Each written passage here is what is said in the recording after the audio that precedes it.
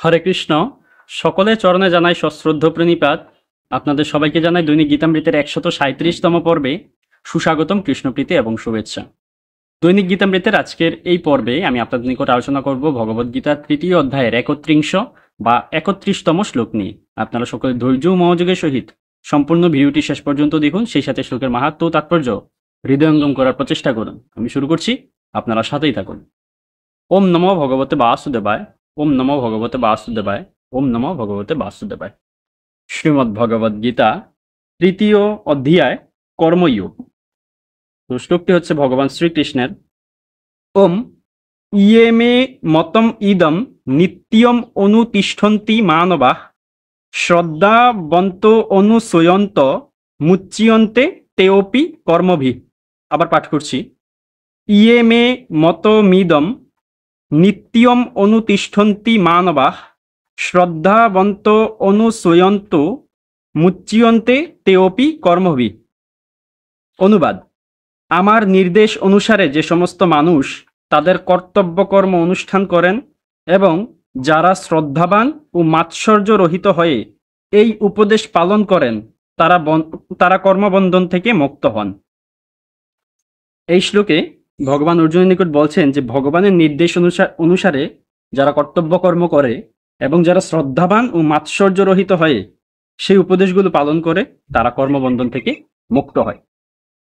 প্রথমত এই শ্লোকের মাধ্যমে ভগবান অর্জুনকে যুদ্ধ করার জন্য উৎসাহিত করছেন যে যারা আমার নির্দেশ অনুসারে কর্তব্য কর্ম অনুষ্ঠান করে এবং যারা শ্রদ্ধাবান ও মাৎসর্য রহিত হয়ে এই উপদেশ পালন করেন তারা কর্মবন্ধন থেকে মুক্ত হন। অর্থাৎ অর্জুন যেন ভগবানের নির্দেশ অনুসারে কর্ম করে, অর্থাৎ ভগবানের ওই সময় নির্দেশ ছিল অর্জুন যেন যুদ্ধ করে এবং সেই জন্য ভগবানের কথার প্রতি শ্রদ্ধা থাকে এবং মাৎসর্য রহিত থেকে সেই উপদেশ পালন করে, তাহলেই অর্জুন কর্মবন্ধন থেকে মুক্ত হতে পারে। ভগবান শ্রীকৃষ্ণের উপদেশ এমনটাই। এবং আমাদের প্রত্যেকেরও এখান থেকে শিক্ষা নেওয়া উচিত যে ভগবান যে সমস্ত কর্তব্য কর্মসমূহ করার নির্দেশ দিয়েছেন সেগুলি করব এবং শ্রদ্ধাবান হয়ে এবং মাৎসর্য রহিত ভাবে সেই উপদেশগুলো পালন করব, তাহলে আমরা কর্মবন্ধন থেকে মুক্ত হতে পারবো।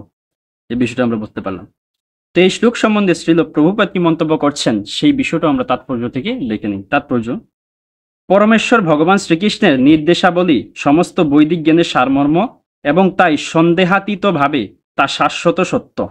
বেদ যেমন নিত্য, কৃষ্ণ ভাবনার এই তত্ত্বও তেমন নিত্য। ভগবানের প্রতি ঈর্ষান্বিত না হয়ে তার এই উপদেশের প্রতি সুদৃঢ় বিশ্বাস থাকা উচিত। অনেক দার্শনিক ভগবদ্গীতার ভাষ্য লিখেছেন, কিন্তু শ্রীকৃষ্ণের প্রতি তাদের কোনো বিশ্বাস নেই। তারা কোনোদিনও সকাম কর্মের বন্ধন থেকে মুক্ত হতে পারবেন না। কিন্তু অতি সাধারণ কোনো মানুষও যদি ভগবানের শাশ্বত নির্দেশের প্রতি দৃঢ় শ্রদ্ধাবান হয়, সে এই ধরনের নির্দেশগুলি পালন করতে অসমর্থ হলেও কর্মের অনুশাসনের বন্ধন থেকে মুক্ত হবে। ভক্তিযোগ সাধন করার প্রাথমিক পর্যায়ে কেউ হয়তো ভগবানের নির্দেশ পরিপূর্ণভাবে পালন নাও করতে পারে, কিন্তু এই পন্থার পরিপন্থী না হওয়ার জন্য এবং নৈরাশ্য ও ব্যর্থতা বিবেচনা না করে ঐকান্তিকতার সঙ্গে তা অনুষ্ঠান করার জন্য সে শুদ্ধ কৃষ্ণ ভাবনার পর্যায়ে অবশ্যই উন্নীত হবে। এই বিষয়টা আমরা বুঝতে পারলাম। তো আজ এই পর্যন্তই। এই শ্লোক পাঠে, উচ্চারণে, অনুবাদ প্রকাশে, তাৎপর্য বিশ্লেষণে কিংবা মন্তব্য প্রদর্শন সহ যে কোনো কিছুতে কোনো রকম ভুল ত্রুটি থেকে থাকলে, কোনো কিছুর অভাব থেকে থাকলে, কোনো কিছু বাদ পড়ে গেলে আপনারা সেটা ক্ষমা সুন্দর দৃষ্টিতে দেখবেন এবং চেষ্টা করবেন সেটা ধরিয়ে দেবার। আপনাদের সহিত দেখা হচ্ছে পরবর্তী পর্বে, পরবর্তী দিবসে, পরবর্তী ভিডিওতে, পরবর্তী শ্লোকের পর্যালোচনায়। ততক্ষণ সকলে ভালো থাকুন, সুস্থ থাকুন, কৃষ্ণ ভাবনায় রত থাকুন, ভজন কুশলে থাকুন, আমাদের সাথেই থাকুন। হরে কৃষ্ণ।